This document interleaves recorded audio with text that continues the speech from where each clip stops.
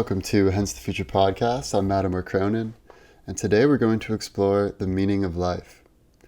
I've had a number of listeners ask me about this topic, and given everything that's going on in the world right now and all the challenges that the future poses, I can't think of a topic that would be more important for us to delve into. And for reference, a lot of the ideas I'm going to discuss in this episode were presented by Viktor Frankl, the famous psychotherapist who survived Auschwitz and the Nazi concentration camps. And through that experience, he was really able to see how people derive meaning from life and how that determines their ability to survive and thrive in life. So let's start with the big question. What is the meaning of life? It's important to recognize that there is no one general meaning in life. That will very much depend on the person, and even within the person, it will vary hour to hour and moment to moment. It's sort of like if you were to ask a chess grandmaster, what's the best chess move of all? Obviously, there's no one best move. It very much depends on the particular setup of that game. What's the setup and the move you have to make right now? That will determine what the best move is for you. So even though there's not a generalized meaning of life that's common across all people, it's very crucial to find your own personal meaning in life. Otherwise, you're going to witness an existential vacuum. And, Viktor Frankl refers to this idea of an existential vacuum because this was directly what he witnessed in some of the prisoners in the concentration camp. So some of the prisoners took the attitude of, everything is futile, I have no future, everything's been taken away from me, what's the point? You can feel that existential vacuum where if you have no good prospects for the future and everything's been taken from you, it's easy to fall into that void and have feelings of emptiness, alienation, futility, aimlessness. And even in the modern day, we see this to a degree with the phenomenon of what's called the Sunday scaries. And, so this is less prevalent now with self-quarantine, but during the typical, normal American work life, on Sunday, a lot of people will get this feeling of emptiness where they've had a hard work week, they've had an enjoyable weekend perhaps, but now they're realizing that they're about to start the cycle all over again. And they feel like their life is devoid of meaning. Like, why am I doing this? Oh man, I'm going to have another work week. Is this really what I should be spending my time on? So a lot of people have this issue of this existential vacuum. And, Viktor Frankl was able to overcome that in the concentration camp because he had a purpose that kept him going. He would envision himself after being liberated giving lectures at universities talking about the nature of man's psychology that he witnessed firsthand. And this vision of himself in the future providing value was what kept him going in the concentration camp. And if you think about this, it's similar to another topic we've talked about in this podcast, which is the power of positive thinking. If you are already sort of planning for how you're going to improve the world in the future or what your future scenario will be and your plans, you make that future scenario more likely to occur. One concern I have right now is that a lot of people currently find their meaning from their work, and that's sort of been the traditional American way. You throw yourself into your work and that's the main source of meaning. Oftentimes in America, the first thing you'll ask someone is, oh, what do you do? You won't hear that question in many European countries because it's seen as rude. But in America, it's so ingrained that that's part of your identity that that's often the first question someone will ask. And, my concern is that right now we have 15% unemployment, and it's unclear if that number is going to go down or go up in the future. And as automation rises and as people find ways to cut costs, which often includes cutting employees, there are going to be more and more people out of work, which means fewer people will be able to derive meaning from what they do day to day for work. And without having real meaning, this can lead to what Viktor Frankl refers to as the mass neurotic triad: depression, addiction, and aggression. So these three attributes tend to arise whenever people are devoid of meaning, whenever they have an existential vacuum. So for depression, this is something that's very much an issue right now. 20% of Americans are currently depressed, and with all the supply chain issues of the coronavirus, we actually currently have a shortage of antidepressants. We literally cannot get enough Zoloft into this country for the people who need it. So this is a major problem right now that a lot of Americans are grappling with. I myself have grappled with depression in the past, and I've come out of it the other side. I no longer have an issue in that area, but I can very much understand the feeling of it. And you can fall into a depression where it almost feels comfortable, and that can make it even harder to get out. The second part of the mass neurotic triad is addiction. And Naval Ravikant talks about how addiction really is the modern struggle, because whereas everyone in the past had to struggle for not having enough, right? Not having enough food, not having enough clothing, whatever it is, nowadays we live in a world of plenty. And the most difficult challenge for people in modernity is to not squander our time by binging television or Netflix or social media, or having tons of alcohol or overeating food or getting addicted to drugs. And this is an incredibly big problem in America in particular. 40% of Americans are obese. This is part of why the coronavirus death rate is so deadly in America. And there's many more Americans who are addicted to alcohol, many more who are addicted to drugs, especially fentanyl and opioids. And of course, social media and television addiction is massive. And that also feeds into the feelings of being part of one tribe that hates another tribe and this divisiveness. So addiction really is one of the biggest challenges we have to overcome in modern times. Aggression is the third part of the triad, and this is perhaps the most worrisome of all because it can really have some dangerous effects. We saw this after the rise of Nazi Germany, where they were devoid of meaning. They had been totally screwed over after World War I. They didn't have great prospects for the future. They had mounds of debt. Their currency was totally devalued. So they went to a place of aggression and taking it out on their European neighbors.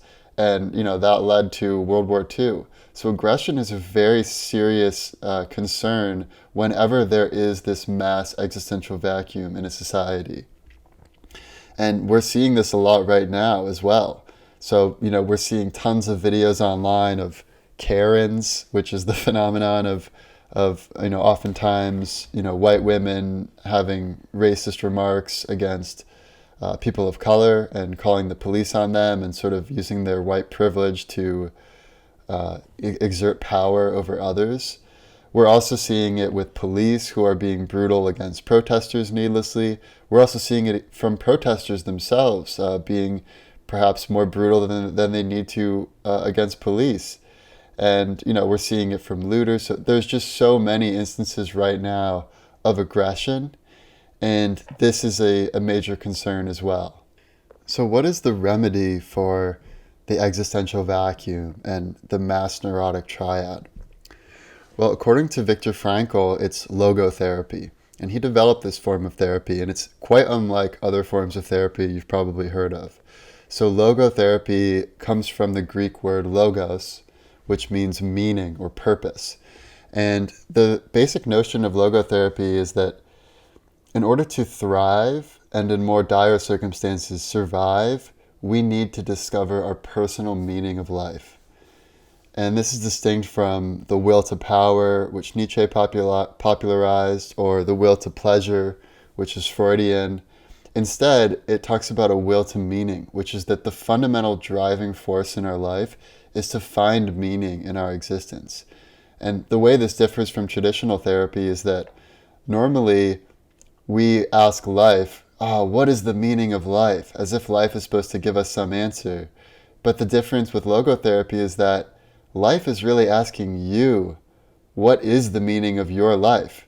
So you can almost think of life as serving up these different situations that you have to take on, and however you respond to those situations determines the meaning that you derive from life. So even in the most dire circumstances, like Viktor Frankl was literally starving and in the freezing cold with rags on his back, and all he would get is some little pieces of bread. And you can still, even in those circumstances, find meaning in life from giving a little bit of your bread to someone who's even more unfortunate than you are, who's even closer to the grave than you are.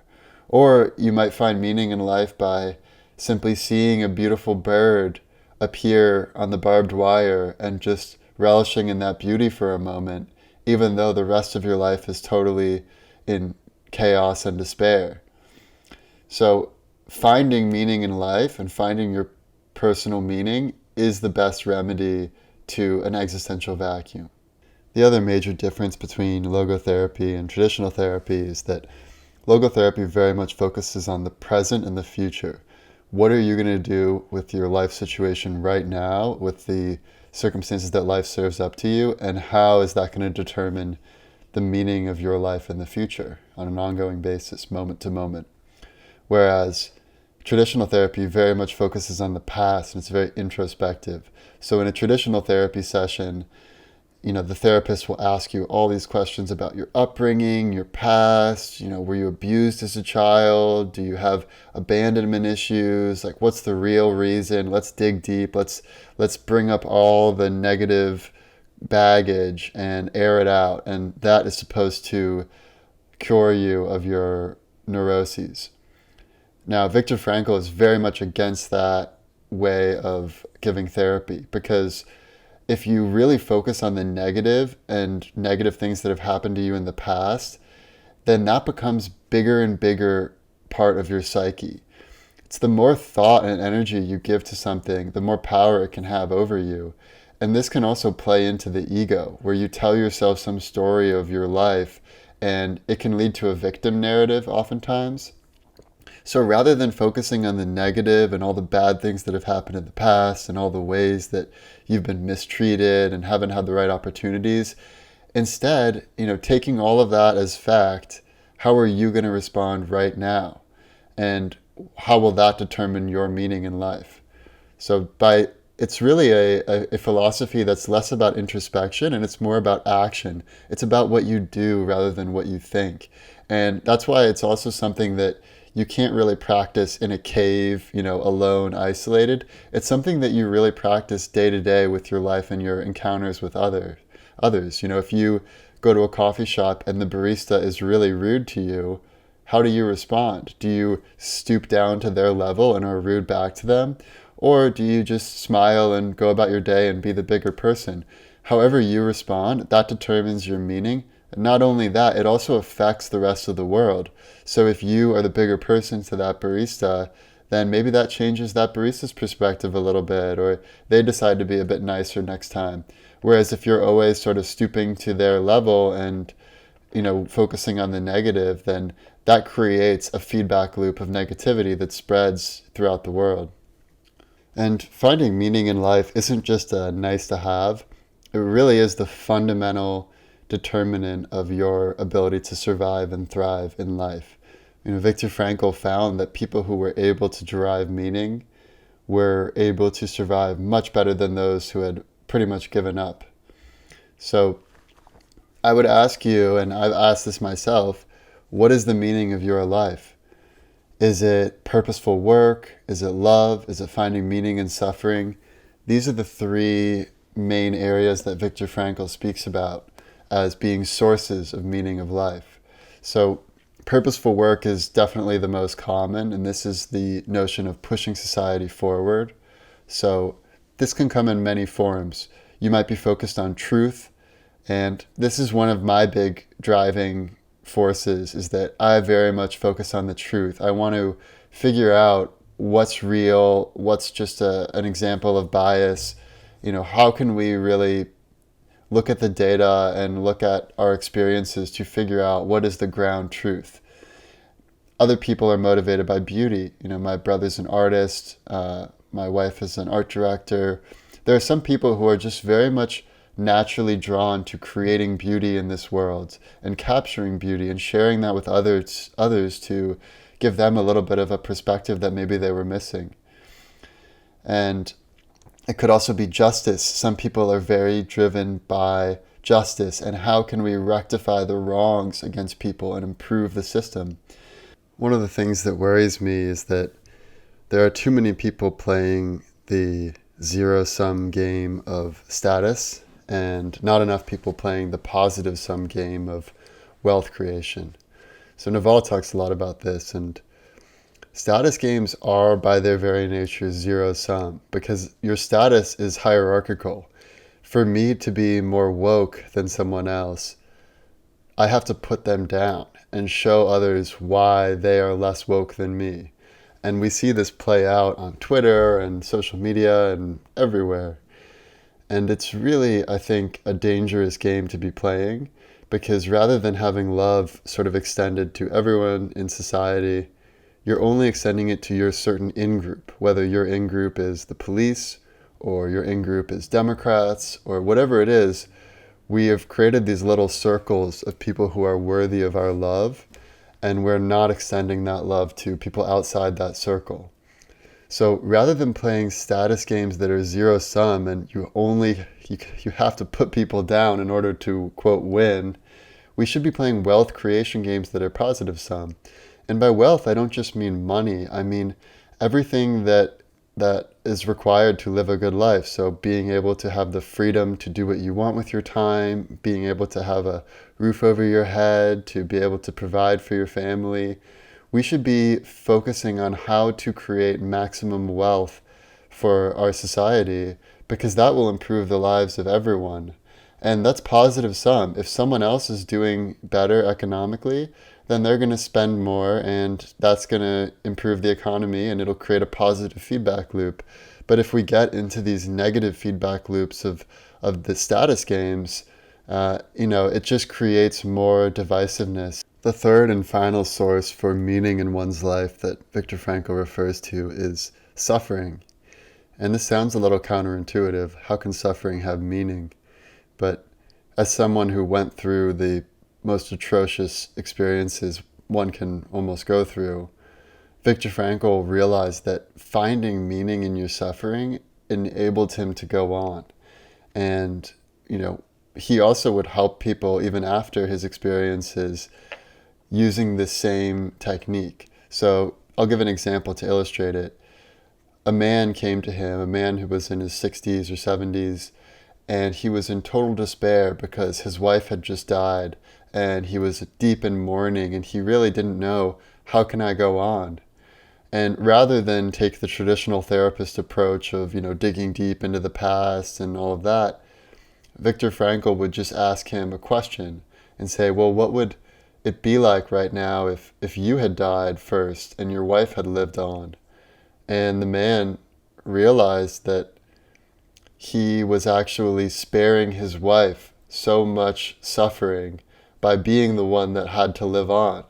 And so he immediately felt this lightness because he now had meaning to his suffering, that by going on and living his life even after his beloved wife had died, he was actually, in a way, sparing his wife additional suffering. And just that little bit of positive, take on his suffering was able to totally change his perspective on life. And I would also say that something that's relevant here is Naval's quote of, the point of life is to feel something. So often in life we try to distract ourselves from any sort of emotions. Like if we feel the least little bit of boredom, we pull out our phones. Or if we feel sad, we will distract ourselves, we'll take drugs or alcohol, or we'll overeat.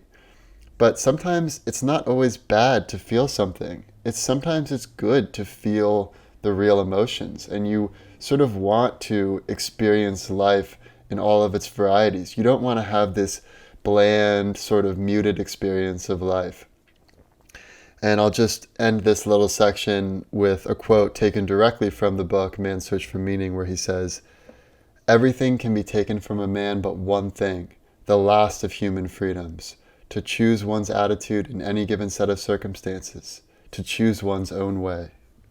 Now let's get into the future scenarios.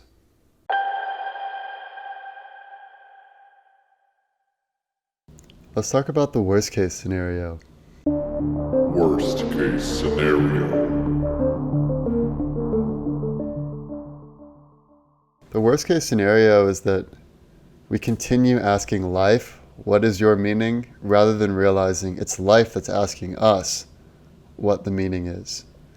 If we fail to realize this, then we'll get stuck in the existential vacuum, and society will become overwhelmed by the mass neurotic triad of depression, addiction, and aggression. And this is to a large extent already the case. I'm concerned that this could lead to a terrible outcome, because if we have a breakdown of trust between neighbors, between different groups within our society, and within political parties and different ideologies, that could lead to a breakdown of systems, and that could lead to a breakdown of progress. And we could really see ourselves moving backwards rather than forwards when it comes to progress. Let's go to the best case scenario. Best case scenario. For the best case scenario, I want to open with a quote from Nietzsche, where he says, "He who has a why to live for can bear almost any how." And I very much believe that if we collectively can figure out our why, then we will be able to overcome any challenge that the future throws at us.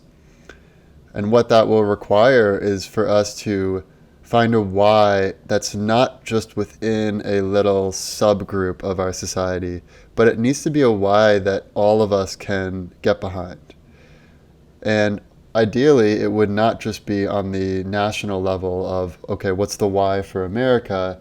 But ideally, it would be on a global level, all countries, and maybe even all beings, all earthlings. What is the why for us?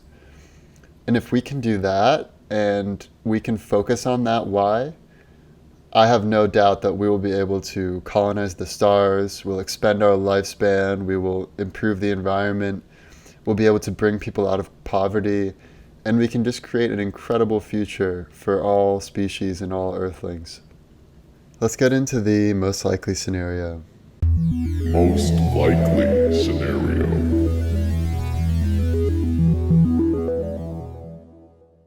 The most likely scenario is that you have good days and bad days, and I feel this as much as anyone. There are some days where I feel depressed. I woke up on the wrong side of the bed, and it's all I can do just to get through the day.